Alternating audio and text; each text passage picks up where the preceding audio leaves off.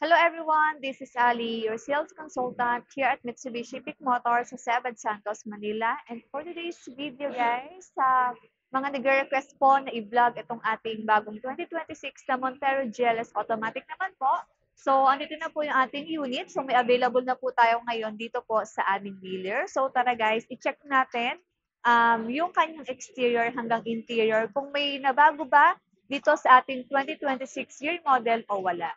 And in this video guys, i-discuss ko na rin po sa inyo yung kanyang promo this month of December. And of course, yung kanyang cash discount if mag-a-avail naman po kayo into cash transaction.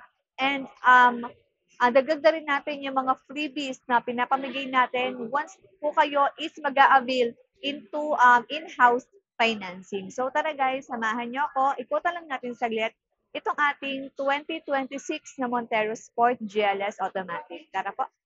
So guys, under the hood, we have here the 2.4 liter 4-in-line double overhead cam, 16-valve intercooled turbocharged direct injection Myvec VGT diesel engine or 4N15 Euro 4 with a maximum power of 181 horsepower at 3,500 RPM with a maximum torque of 430 Newton meter at 2,500 RPM. At alam niyo ba guys, ang ating Montero ay equipped ng ating Myvec technology o ang ating Mitsubishi Innovative Valve Timing electronic control system na nagbibigay ng more power, better fuel efficiency, and less emission. And when it comes naman guys, ating headlights, so ito po ay naka-LED projector headlights na po. So meaning to say guys, ito po ay napakaliwanag at lakas ng buga ng ilaw nito, most especially during heavy rains, ayan, or even at night. So, equipped na to ng ating daytime running lights, ayan, sa baba. And of course, guys, makikita natin dito yung ating front grille. Sa ating GLS automatic variant, guys, is equipped na to ng illuminating lights. So, once po na-start po yung ating engine, guys, so iilaw na yan isa-isa. Ayan. So, mas nagbibigay ng more premium at appealing look, lalo na po sa gabi. Ayan. So, sa atin namang dito sa ating front grille guys, if mag-a-avail kayo into in-house financing guys, so if mag-a-avail kayo ng ating Black Series looks, so gagawin nating black itong silver accent na to, ayan, para mas maganda at premium tingnan yung exterior ng ating Montero Sport. Ayan.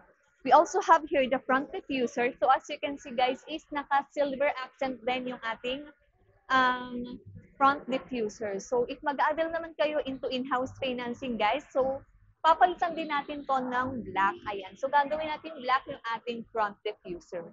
Ayan. So, dito naman tayo sa gilid, guys, sa atin namang wheels. So, naka 18-inch na alloy wheels tayo dito, guys. And, ang kanyang turning radius is nasa around 5.8 meters. And yung kanya namang ground clearance guys is nasa 214 mm po tayo. Ayan. And sa atin namang suspension guys, as you can see, meron po tayong double wishbone with coil, spring, and stabilizer bar. At dito naman po sa rear is 3-link coil spring with stabilizer bar. Ayan. So guys, if mag-a-avail din kayo sa akin through in-house financing, yung mugs natin is papapalitan natin yan ng black na mugs. So, if gusto niyo mag-avail ng ating Black Series looks, so pwedeng-pwede natin papalitan yan. Even yung ating door handle. So, as you can see, is naka-chrome yan. Gagawin din natin tong black. Ayan. And by the way guys, yung ating door handle pala is equipped na po ng ating KOS or keyless operation system. So meaning, hindi nyo na po kailangang gamitin yung susi nyo. Just press this button po is malalock mo na or unlock yung inyo pong unit.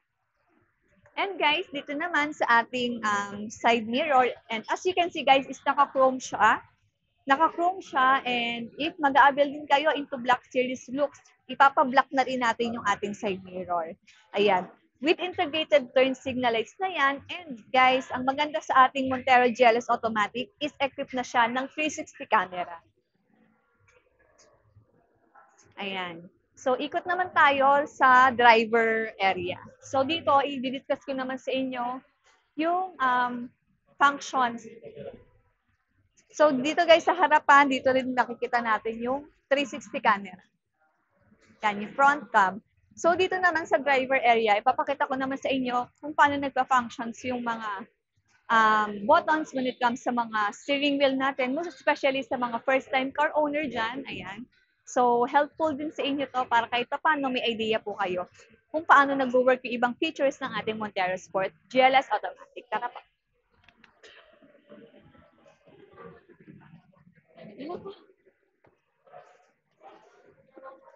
So, dito naman, dito muna tayo sa side. So, as you can see, may mga soft pads tayo dyan. So, naka-leather na yan, guys. So, meaning, so malambot siya. Ayan, malambot siya. And dito, makikita natin yung control sa ating mga side mirror, central door lock. And also, we have here the mga side pockets para sa mga maliliit na gamit nyo or mga documents nyo. Ayan, pwede nyo ilagay dyan. And equip na rin po tayo dito ng speaker. Ayan. So, papanik lang ako sa ating driver area. So, dito naman naka-indicate guys yung ating control sa side mirror. Then, nandito po yung ating push start button, parking sonar, and ito pong features na to ay yung ating active stability control. So, this feature works siya most especially sa mga sa madudulas na daan. Ayan. Always remember guys is naka-default on na siya. So, mas okay guys na huwag niyo na siyang i-off kasi syempre, ang panahon natin sa Pilipinas, hindi natin masasabi. Minsan, bigla-biglang ulan. So, mas okay itong naka-on na lang talaga siya for your advanced safety na rin. And, by the way, sa atin namang steering wheel is nati-tilt and telescopic na siya. So, meaning, nati-tilt and telescopic is, adjust mo pataas, nahihila mo siya papunta sa'yo. So, ang kagandahan ng tilt and telescopic na ating steering wheel is na-adjust mo yung preference mo kung saan ka mas magiging komportable sa pagmamaneho ng inyong manibela. Ayan. And guys, pagdating naman sa ating steering wheel, ayan. And guys, pagdating naman sa ating steering wheel, so, meron tayong 3-spoke na leather wrap. So, mas magiging komportable tayong magmaneho kasi naka-leather na siya. Kasi minsan kapag mga urethane material lang, medyo masakit sa kamay, lalo kung nasa long drives kayo. So, dito naka-indicate sa kaliwa yung ating multimedia control. Ayan. Dito, and control sa ating meter cluster dito.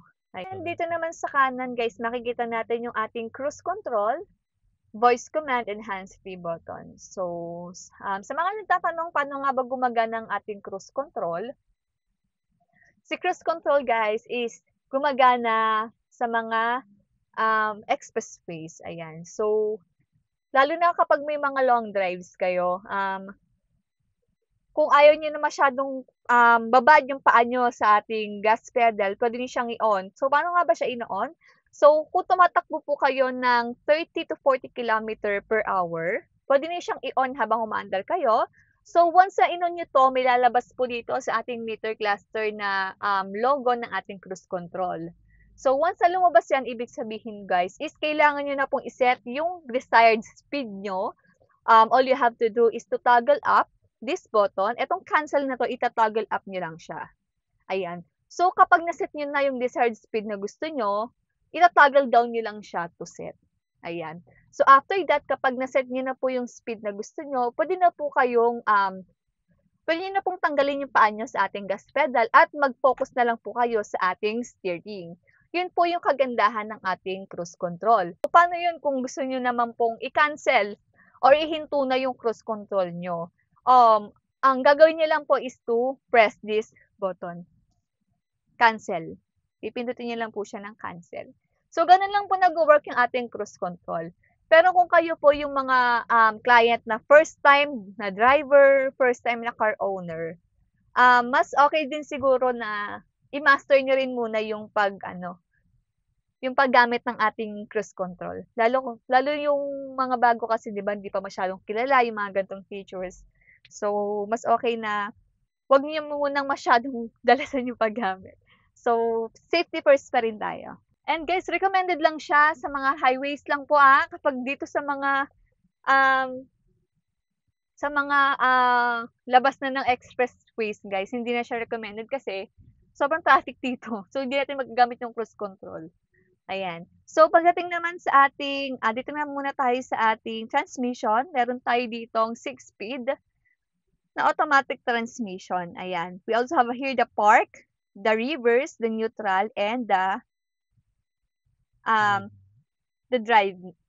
And dito naman sa ating electronic parking brake and auto hold yan. Marami nagtatanong kung paano ba 'to gumagana. Lalo na yung mga first time na car owner dyan out there na ating mga clients. So, si auto hold muna. Si auto hold, gumagana siya sa mga stop and go traffic. Ayan guys tatandaan nyo lagi, si auto hold ay ginagamit lang sa mga stop and go traffic. Kapag po, especially sa EDSA, example na lang natin sa EDSA guys. So, napakahaba at napakatagal ng traffic. So, pwede nyo gamitin si auto hold. Yan, ipipress nyo lang siya. Then, once na may makita kayo sa ating meter cluster na logo na ganito, na parang bilog, ibig sabihin guys is activated na si auto hold. Full stop, then pindutin nyo po si auto hold. Once na nag-appear na yung logo dito sa ating meter cluster, pwede na po kayong bumitaw sa ating brake pedal. So, ito lang, si auto hold lang po is naging convenience lang siya. Naging convenient lang siya sa mga traffic jam. Para kahit papaano hindi masyadong babad yung paa nyo sa pag-apak sa ating brake pedal, ginawa sa ating auto hold. Pero guys, syempre, optional din naman yan. Kung hindi kayo masyadong sanay gamitin yung ganitong features, okay lang din naman. Pero kung sanay naman kayong gamitin to, mas okay. Mas convenient din talaga sa inyo. So, once naman na nag-go na po kayo sa traffic, apak lang kayo sa gas pedal. Ganun lang po kadali gumagana ang ating auto hold. Ulitin po natin. Gumagana si auto hold kapag po kayo nagpo-full stop. Press the button. Then, pag may nakita po kayong logo sa ating meter cluster, ibig sabihin is nakakagat na po yung ating brake doon or naka-hold na po yung ating sasakyan. Even kahit naka-drive po yung transmission nyo, okay lang yan guys kasi naka-hold na po yung ating auto hold button. So, once na naka-on na si auto hold, release na po yung paa sa ating brake pedal para po maiwasan yung ating foot fatigue. So, ganun lang po gumagana yung ating auto hold. When it comes naman sa ating electronic parking brake, you can see wala tayong traditional handbrake dahil nga is naka-automatic transmission na siya. So, eto na po, inigisilbi nating handbrake. So, all you have to do is to toggle it up. Yun lang po, isang beses nyo lang po itatoggle up yan. So, iilaw na yan, ibig sabihin po is activated na yung ating electronic parking brake. Paano naman po gumagana yung ating auto parking brake? Kasi magkaiba yun guys. Si auto parking brake naman, ginagamit siya. Yan, convenient din siya gamitin kapag kayo is magpa-park lang kayo in a short period of time. Let's say for example, mag-withdraw lang kayo sa ATM, pwede niyo siyang i-toggle up within 5 seconds. So, kapag activated na to, gagawin nyo lang is yung transmission na lang i-aakit nyo lang sa park, then pwede na kayo lumabas. Yun lang yung pinaka-convenient ng ating auto parking brake. Then, so I hope na sana naintindihan nyo yung explanation ko. So, ayun lang. Sa atin dito makikita natin may 2 cups holder tayo dyan. Ayan. And armrest with center console box. Ay, meron na rin pala siya rito. Ayan. So, parang may small tray tayo dyan. May mga barya-barya kayo dyan. Pwede nyo siya dyan ilagay. Naman po sa ating infotainment system is naka 8-inch na infotainment system po tayo with smartphone link display and audio. And pagdating naman po sa ating aircon system is naka dual zone auto climate control po tayo. Dito sa rear air vents, meron tayong mode dito and yung ating front and rear defogger and yung ating circulation. So, usually guys, mga nagtatanong, si circulation guys, pinutin lagi natin to kasi mas para maiwasan natin yung pagpasok ng mga hangin sa labas. Yan, para maiwasan yung bad odor sa loob ng ating cabin. Dito naman si mode, mas okay na upper area ang buga ng ating aircon. Kasi maraming nagtatanong bakit parang ang hina ng aircon ni Montero. Baka kasi guys nasa paanan yung buga ng hangin. So kailangan guys pindutin nyo to and iset nyo siya sa upper area kung saan nyo gustong ibuga yung hangin. Ayan. So yun lang sa ating infotainment system at sa ating aircon vents. And guys, meron din po tayo ditong charging ports. Ayan, USB type. Ayan. At may 12 volts tayo dito na outlet. Ayan. So, super convenient sa ating driver and passenger area. So, sa atin namang glove box, pag naka-slow movement yung ating glove box. So, pupush nyo lang yan guys. Bubukas na siya. So, eto kasi yung mga glove box na hindi masyadong sirain kasi nga maganda yung pagkakakabit. And dito naman sa ating upper area, so meron tayo ditong walang salamin. Ayan. Meron dito tayong mirror and lalagyan na ng ating sunglasses. So, by the way guys, yung seat material ng ating GLS automatic transmission is naka-leather seat material na po tayo dito. Check naman natin yung ating second row area.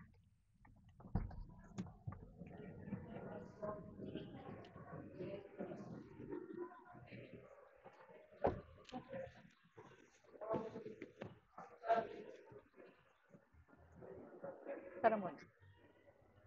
Ayan. So, sa ating second row area naman, so same sa ating driver area, may mga soft pads tayo dito and may mga side pockets. Ayan. Kahit sa upuan dito guys, may mga side pockets din tayo dyan. Siyempre, hindi mawawala yung ating power outlet dyan. Ayan. At meron na rin po tayo dito 220 volts saksakan dyan. Ayan. Diba? Sobrang ganda. And guys, by the way, is napo-fold yung ating mga upuan dito sa ating second row area. So, start muna nating i-fold yung side na yan. So, actually guys, yung ating Montero Sport is pwede siya for cargo use din kasi napo-full flat din yung kanyang upuan. Ayan. So, napo-fold siya. Ayan. But dito naman sa side, kata natin. Be, kuhanan mo muna ako dito.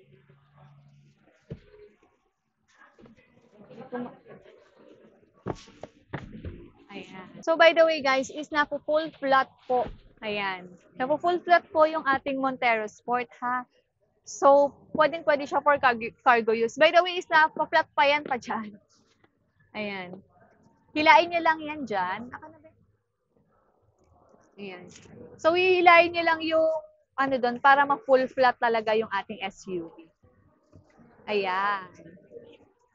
Diba? So, ayan. So, sobrang luwag. Even yung ating trunk area, so ayan yung hati niya, yung ating trunk area. So, napakaluwag pa rin niya. And sa ating third row, guys, meron tayong mga cup holder dyan. At mga aircon vents pa rin. At mga handles. Ayan. So, tingnan nyo naman, guys, kung gaano kaluwag. So, paano naman na? Ibabalik na natin siya. So, paano siya ibalik? Ayan. Ganyan lang. Ayan. So, hindi na kayo mahihirapan dito. Kami lang yung hirap. Line. Ayan. Ayan. So, may mga, naman tayo, hihilain tayo dito para maano yung ating mga upuan. Ayan. Ay. Ayan. Ganyan talaga na. Ayan.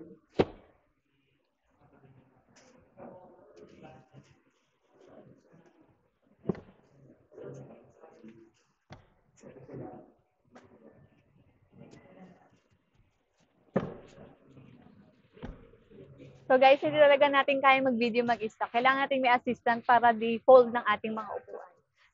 So, ayun lang guys. So, sana is, ayan, meron pa. Huwag na. Okay na yan. May cup holder din pala dito sa gitna guys. Kasi naka-plastic lang yung ating unit.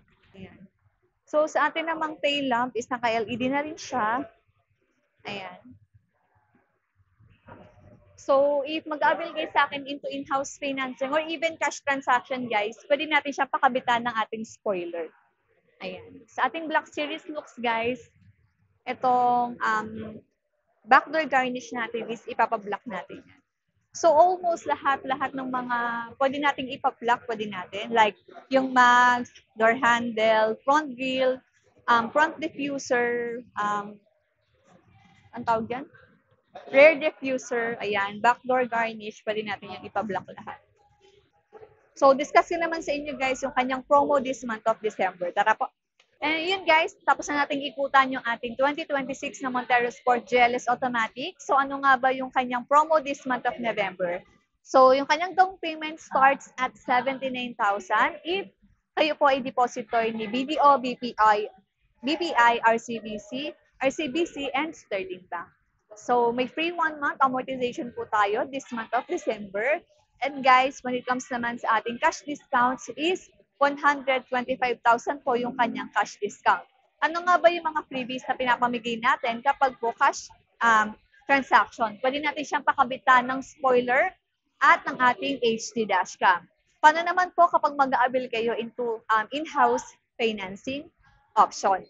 Tayo po ay namimigay or nag-upgrade into Black Series looks. So guys, you heard it right? Nag-upgrade po tayo ng ating unit into Black Series looks po. So ano nga ba yung mga naka-indicate sa ating Black Series looks? So aside sa mga nasabi ko kanina, ibablock natin yung kanyang front grille, mags, ibablock din natin, side mirror, door handle, and front diffuser, rear diffuser, and yung ating backdoor garnish, spoiler, even yung roof niya is papablock din po natin, and papakabitan po natin siya ng ating rain visor. So, ayun po yung mga naka-indicate sa ating Black Series looks. Kung ayun naman po ng ating Black Series looks, meron po tayong option 2 sa ating mga freebies. So, ayun lang guys, and sana po is nagustuhan nyo yung pag-review natin sa ating Montero Sport GLS Automatic. So, if you want to avail po this unit or any Mitsubishi unit po, lahat naman po sila is available dito po sa aming dealer. Kontakin nyo lang po ako sa aking mga social media accounts at sa aking pong mobile number na naka-indicate po dito sa ating screen. So again, this is Ali, your sales consultant here at Mitsubishi Peak Motors sa Sabad Santos, Manila. So ayun lang guys, ingat, follow for more. Bye!